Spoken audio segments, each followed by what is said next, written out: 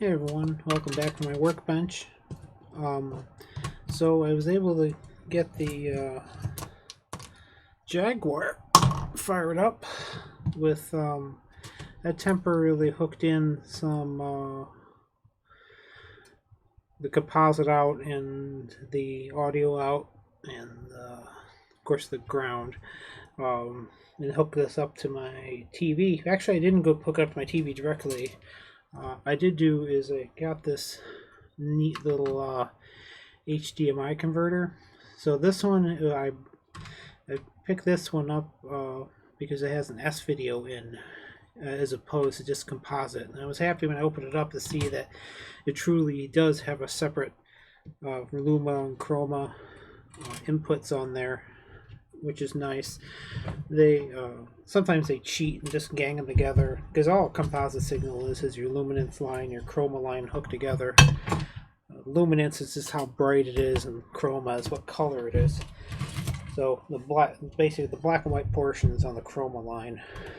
So I was very pleasantly surprised to see that they didn't cheat and they actually put a proper separate lines on here. So how these little converters work, it's actually kind of cool. They run off of 5 volts and they have a couple DSP chips on there actually to take the signal, deinterlace it, and then convert it to an HDMI compatible signal. Pretty cool actually, all things considered. And not the cheapest part here. I think it was like 40 bucks or something like that. So there's a bit of hardware to it. It runs off of 5 volts. So the biggest challenge I'm running into is Atari didn't leave me a lot of room to work in here. So when you actually put the metallic shield on, there's not a lot of opportunity spaces in here. So the shield comes down pretty low. I can't even drop it in all the way here. So what I'm probably going to end up doing is coming in on the either the power supply side here, and I don't think I have enough room. No, it's going to be too tight above the this is the RF modulator, so that would take your composite signal in and convert it to radio frequency. So you turn your TV to channel 2 or 3 or whatever. So what I'm probably going to end up doing is mounting this, and I got the cartridge slot to contend with here. So I'm going to end up adhering this to this panel here, like so. And then I'm going to have it come out as far as I can, like that. Comes a little bit proud, which is good. I mean, HDMI connectors aren't completely flush either. They actually stick out a little bit. I got one here, little right angle one. Yeah, so that should clear just fine. Through the back casing, I have to cut a hole through the back housing too. I have to cut a little bit out of this metal RF shield, and then I don't know how flat I can get it. I might be lucky enough and have it flat here, and have it flat so it's not tilted cattywampus there. But a couple challenges is I had to take this converter. It didn't come like this. It came in this nice little plastic housing, which takes up way too much room for what I'm doing. So I had to take that out. And good news is when I hooked up the TV, everything worked great. I had it pumping out 1080 signal. I'll have to play with it later, see if the 1080 or the 720, that's what this little switch is for, whichever one looks better. And I have a couple challenges. I don't really have room with it sitting like this. It's going to be sitting like this. I'm not going to really have a space for the, because these cartridges sit right here. There's no space for the USB connector, so I'm going to have to plug this in and figure out where the power and and ground is on this board. Put some flying leads on it, and then I'm not going to tax the Jaguar's 5-volt regulator. I got these really neat itty bitty little this is a little tiny buck converter. There's boost converters, buck converters, and then boost buck converters. This one happens to be a buck converter, and it's very, very small. I mean, you can see it's a little guy. But I like this one because it's adjustable. So that little spot right there is you put a little flat blade screwdriver in there and you can adjust the output. These are cool because you can go up, I think you put up to 32 volts into it, and you can buck down to I think about 1.2 volts or so. And it's really simple. You just put your in on one side, out on the other, and you can adjust this. I'm going to adjust this to, probably came from the factory at 5 volts, but I'm going to adjust it down to 5 volts. So that's kind of cool. These little, everything happens in a little chip there.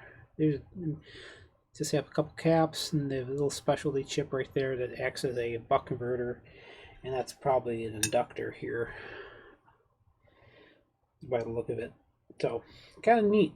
That's so that's really small, so I can easily fit this basically anywhere on this board. So once I have it done, I'll probably adhere it down here.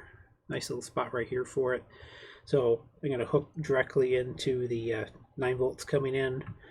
I have 9 volts coming into here, 5 volts coming out, and I have it directly powering up this little HDMI converter board. Oh, that's what I did want to show you. I was impressed that if you look at the board itself, they actually do. You see the SVC, S-Video Chroma, and SVY, that's in luminance. Separate lines on there with separate grounds. You can see the ground, a couple isolated ground. Then you have R for the right audio channel, L for the left audio channel, and then you have composite input at the end. So everything is actually nicely color coded. So when I go to snip the ends off of this little guy here, I can go through and well, I have some nice connectors left over, and I'll end up tacking it, soldering these in place. The Jaguar itself over here, it's actually very easy to access the it was nice and easy to access the signal, the video and audio lines, because this here was actually an audio video jack, which includes RGB, S-Video, and composite on it. So pretty darn complete. But the nice thing is you can actually, it was very easy just to temporarily solder on. There's just your left audio channel in the white, right audio channel in the red.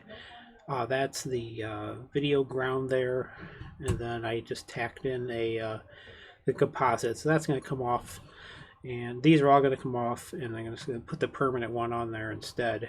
And then the audio ground, for some reason, is way over here, but it's by the audio processing chip, so it's a ways away. But yeah, again, the biggest challenge really is finding a good, convenient, professional looking place to install it. I've seen some real like gnarly looking kludges sticking off the back of the Jaguar, and that's a shame. I mean, if you're gonna do it, make it look like it was always meant to be there. So tonight, I'm not sure what I'm gonna have time for. Speaking of time, the watch for the evening is the smart watch of the 1970s is a Seiko Bell Matic. Actually has an alarm built into it. So you got time, day, date, and alarm. They were quite expensive for the time, actually. I think it was like $180 or $200 for a watch in 1972. So that's like close to $1,000 now. So not cheap watches. So just got this back. Let's my watch check for the evening. So yeah, that's what I'm working on. I'm gonna fire up the soldering iron shortly. Take my wiring back off of here, and start cutting up the cable. Let's do some of that now. Cable, I can start hacking it apart. So we're sitting here,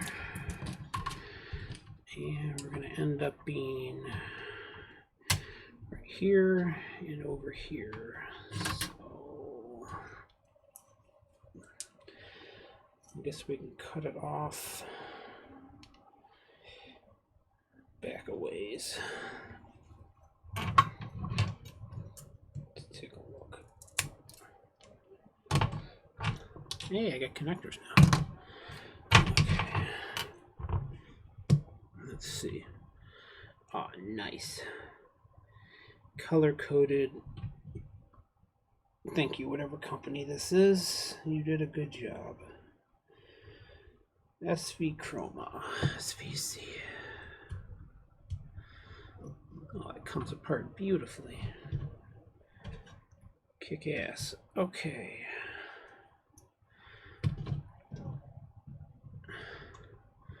For a relatively inexpensive part, I'm fairly happy. The video output was pretty decent too. Can't complain. And you are color coded as well. Nice. And then I got right channel. Let's see. Right. Left. Fortunately, left they made the same color, but I'll just trace it back. And ironically, I don't even need the. I'll leave that. The composite signal I don't need anymore.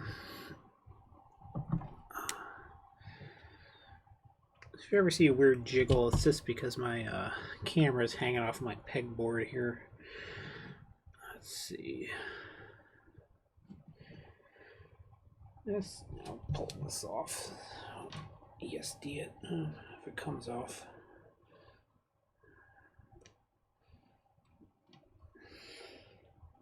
It does. Okay. Pull that off so I don't damage it. Leave you over there. I'll throw you in a static bag.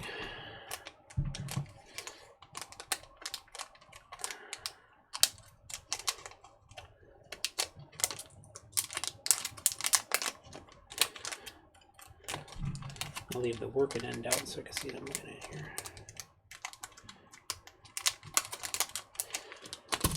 Alright, so green is chroma. Let's see if my iron's hot. Should be by now. Still can't get my other soldering iron to warm up. Makes me sad. Take off all this.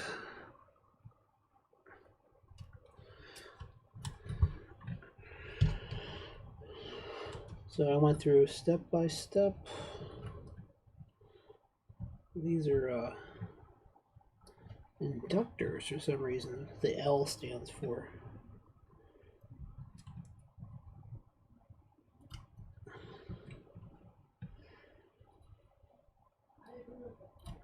Okay.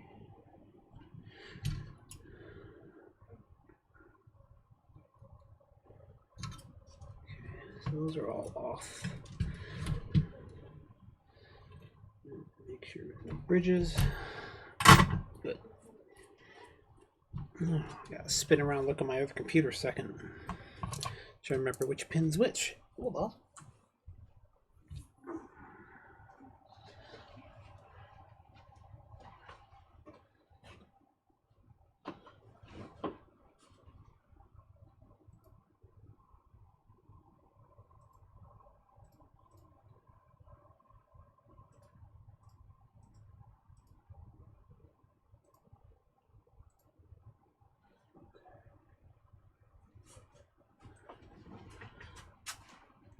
Pause the video a second just so I can write this down.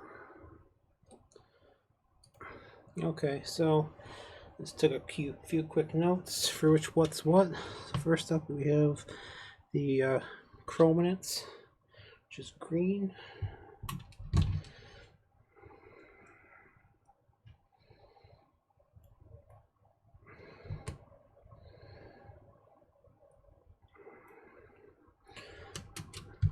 I'll tin the wire a little bit first.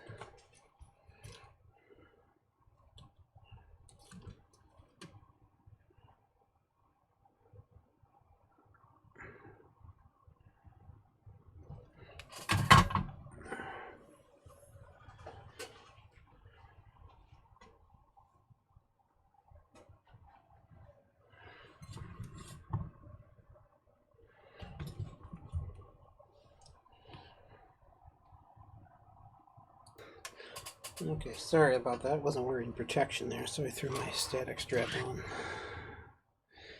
Okay.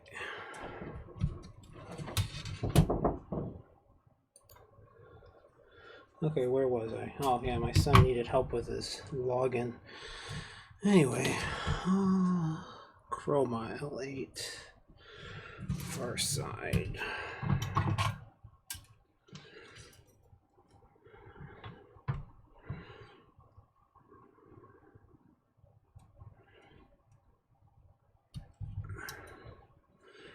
This is definitely chroma, so chroma is green.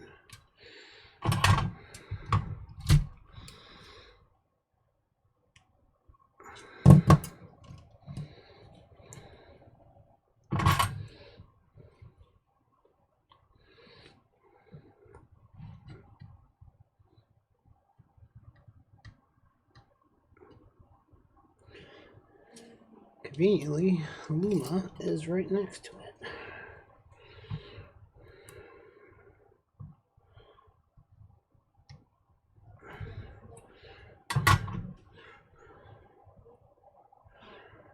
Why? And if I get it wrong, I just have to flip the wires around. But it should be okay.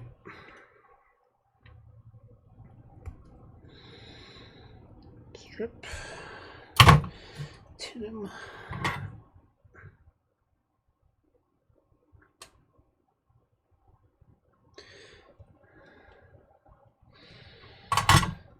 Keep them nice and trim.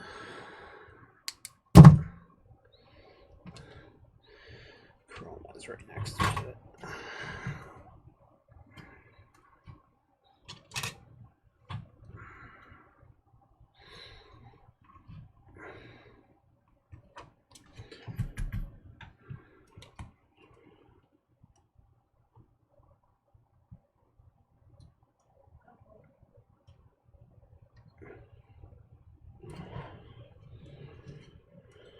Yeah, the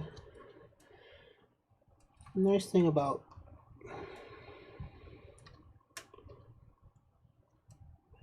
using S-Video is you separate the luminance and chromance lines. I can't get this to quite get in there. When you do that, you just get a better picture. The reason why VHS never looked that great is because you can never have a true, there was no separate luminance and chrominance in the video data. It was just the composite signal. It's kind of limited.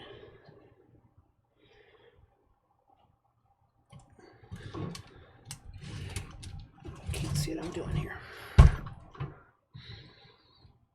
Oh, that was my elbow. And yes, that hurt.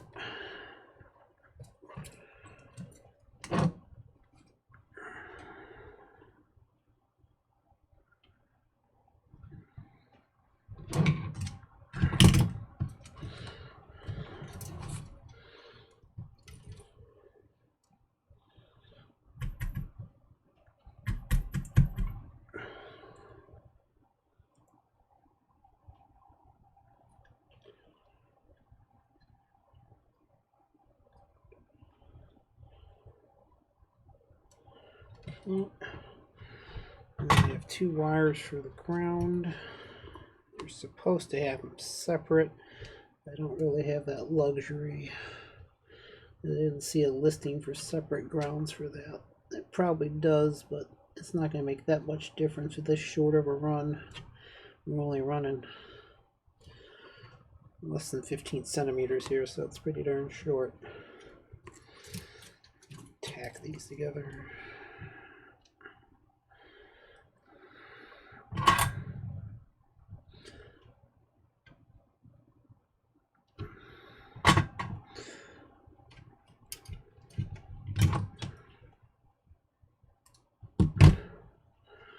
It comes in on L16, which I used before.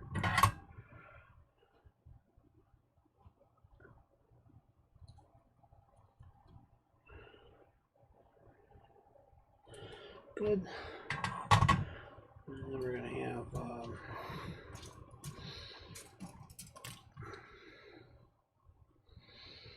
let's see.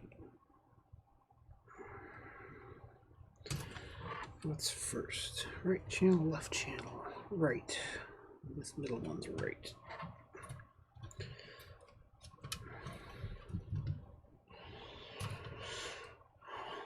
Ground wire comes in here. I'll feed a fresh ground up there. That's all.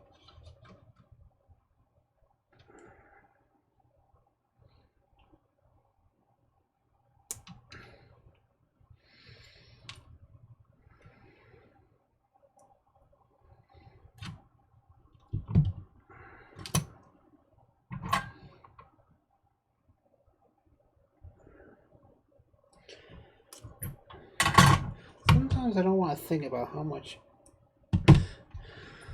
rosin I've smelt during my life. 5 or 17.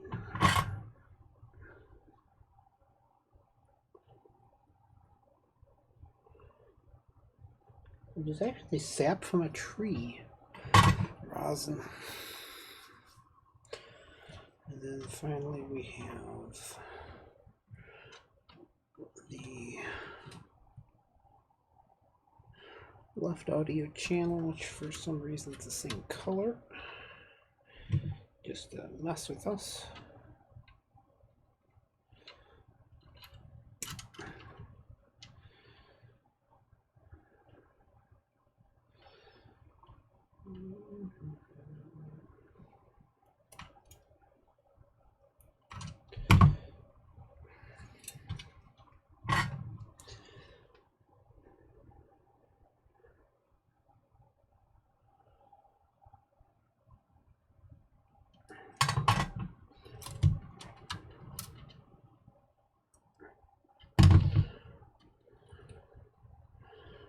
Which is the one right next to it.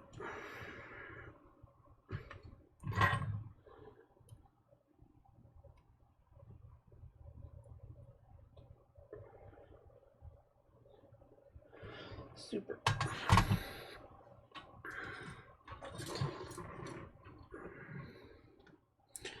Is it really long enough? Yeah, it is. Reuse that green wire.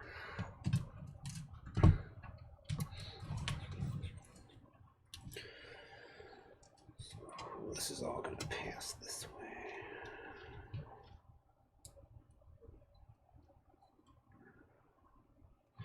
Yeah, it's all going to sit like that. It's going to sit like this. Alright, so let's tack on the ground again, which is way up here for some reason for the audio, but at least it's a separate ground from the video ground, so that'll help.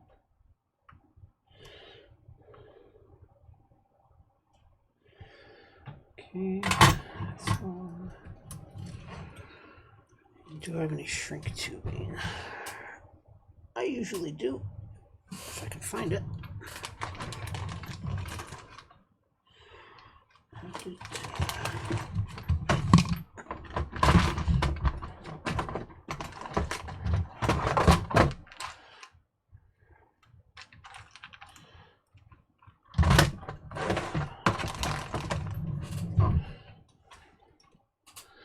Shrink tubing.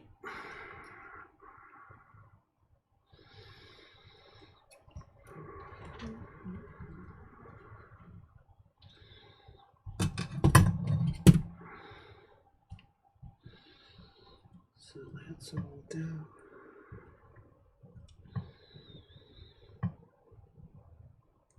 Should strip this. Well, it was not down in there. Don't want to put any strain on the solder joints I just did.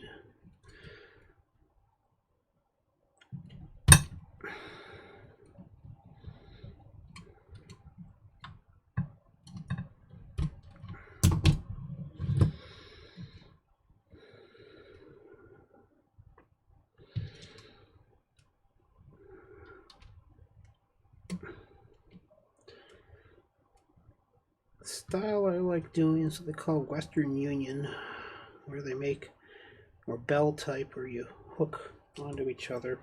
It seems to give you the most sturdy connection. A little hook, so it's like this, hooked into each other. So when you solder over it, you have a nice solid solder joint.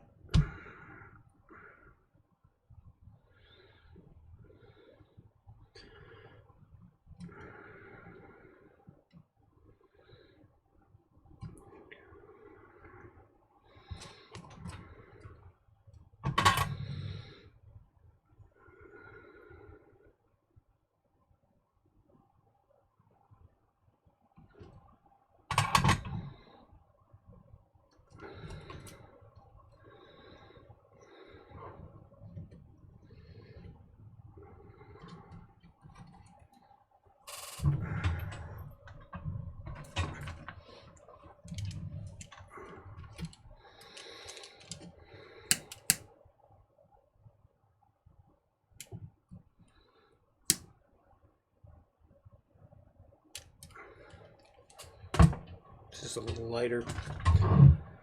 Okay. So that'll be fed through there nicely. And then this is going to feed right through here. Like so. Hopefully there's not too much RF going on here, but I'll find out when I try it out. What I'm going to do now is plug this back in. I'm going to walk it over to my TV and plug it in, and then I'll be right back. Okay, so hooked it up to TV. The 720 output definitely looks better than the 820. That's 1080. So I'm going to leave it on 720. Image quality is really nice. Pretty impressed actually. Even on a 55-inch TV, it was nothing too shabby about it. So I'm real happy about that. So the S video is definitely sharper than the composite. So which I tried earlier. So 720 running off of S video looks pretty darn good. It's as sharp as you're going to get. The text was actually surprisingly easy to read, so I was really happy about that. So all that I have left is to hook in that little buck converter, and it's getting a little late tonight, so that will be for tomorrow. So tomorrow I'll hook in the buck converter, and I will go ahead and let's see, should I throw it in now since I'm here? No, I gotta get wire and stuff. So I'll throw in the buck converter and figure out where the 5 volts and ground is on this little guy, and cut some plastic, and that'll be it. Reassemble. So this will be up and running very shortly. So I tried it on my TV. I have a 55-inch TV over there, and it's just surprisingly good. So really happy about that actually. So good little converter, and looking good so far.